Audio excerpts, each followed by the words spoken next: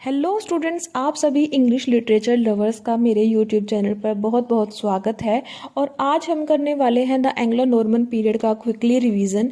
The Anglo Norman period जिसका time period था 1066 से लेकर 1340 तक, मतलब इस टाइम पीरियड से पहले एंग्लो सेक्शंस थे जिनका टाइम पीरियड रहा था 450 से 1066 तक। और जैसे ही इनका टाइम पीरियड खत्म हुआ, यहाँ पर द एंग्लो नॉर्मन पीरियड शुरू हो गया। और 1340 जब यह द एंग्लो नॉर्मन पीरियड रहा था और इसके तुरंत बाद चौसर एज आई थी। ठीक है, तो यहाँ पर जो द एंग्लो नॉर्मन पीरियड है इसमें नॉन लैटिन लिटरेचर हम देखेंगे।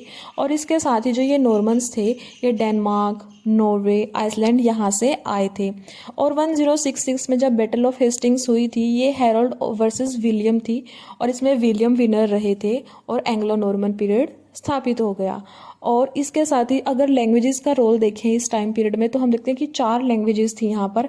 ओल्ड फ्रेंच जिसको एंग्लो नॉर्मन लैंग्वेज कहा जाता है, लैटिन थी, इसी के साथ ओल्ड इंग्लिश लैंग्वेज थी और केल्टिक जो लैंग्वेजेस ग्रुप्स थे वो सब थे यहाँ पर। इसमें डिफरेंट डिफरेंट डायलेक्ट्स आते हैं।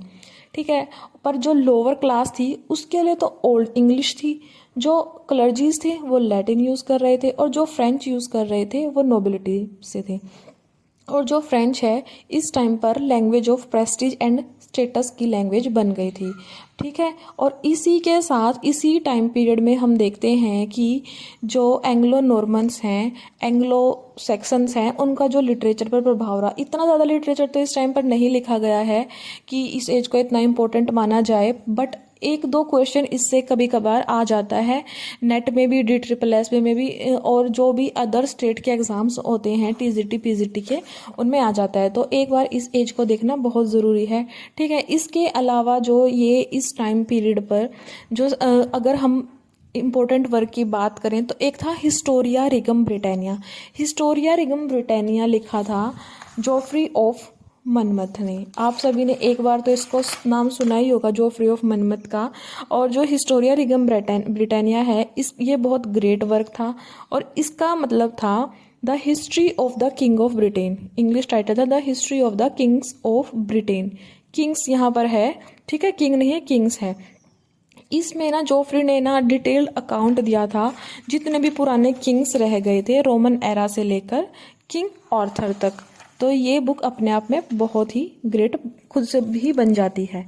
ठीक है, इसके अलावा जो यहाँ पर एक और वर्क है guy of Warwick. Guy of Warwick एक स्टोरी है जिसमें होता यह है कि एक लड़की होती है फेलिस और गाय ऑफ वॉरविक होता है। जो गाय ऑफ वॉरविक है जब उसको प्रपोज करता है फेलिस को तो वो रिजेक्ट कर देती है। वह कहती है कि तुम एक योद्धा नहीं हो।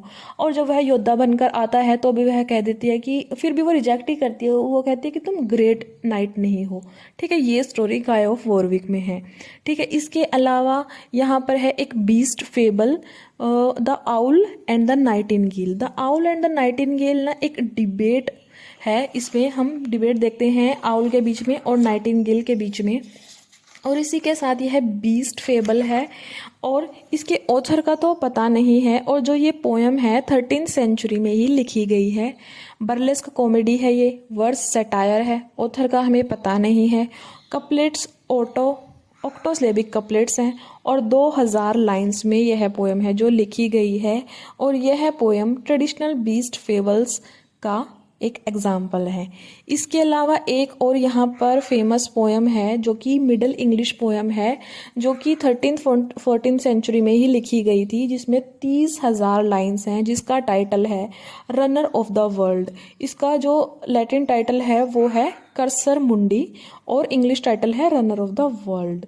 और the runner of the world या फिर कर्सर मुंडी, इसमें 2 वर्जन्स हैं, नॉर्दर्न और साउदर्न। और इसमें 10 मैन्यूस्क्रिप्ट्स हैं और 8 सिलेबल्ड कपलेट में यह लिखी गई है। ठीक है, ओल्ड एंड न्यू जो टेस्टामेंट्स हैं वो सब इसमें लिखे गए हैं। ठीक है, इसी के साथ ही इसमें एज में नॉन लैटिन लिटरेचर लिखा गया। तो हमने आज ये द एंग्लो नॉर्मन पीरियड पढ़ा, इसके बारे में मेन चीज़ें यही पढ़ी। द एंग्लो नॉर्मन पीरियड जिसका टाइम पीरियड रहा 1066 से लेकर 1340 तक। बैटल ऑफ हेस्टिंग्स 1066 में हुई और इसमें विलियम वर्सेस हेरोल्ड थे और विलियम इसमें विनर रहा था और उसको क्रिसमस डे वाले दिन 1066 में क्राउन किया गया था राजा बना दिया गया था। और 4 लैंग्वेजेस थी, old English, old French, Latin और जो डायलेक्ट्स थे केल्टिक लैंग्वेजेस के वो सब थे, केल्टिक लैंग्वेजेस ग्रुप्स थे। और यहाँ के जो फेमस इस एज के फेमस वर्क्स थे वो थे the owl and the Nightingale, cursor मुंडी या रनर ऑफ द वर्ल्ड और मनमथ्स हिस्टोरिया रिगम ब्रिटानिया। ठीक है। और इसके साथ ही इस एज की एक जो इम्पोर्टेंट बात है वो ये है कि जो फ्रेंच लैंग्वेज है वो language of Prestige and status बन गई थी और जो ओल्ड इंग्लिश है वो लोअर क्लास के लिए बन गई थी। ठीक है। तो आज के लिए बस इतना ही काफ़ी है इस एज के लिए।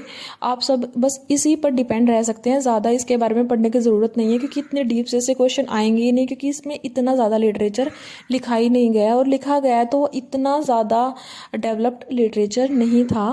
तो आप इस वीडियो को देखिए और बस इससे ज़्यादा पढ़ने को ज़रूरत नहीं है।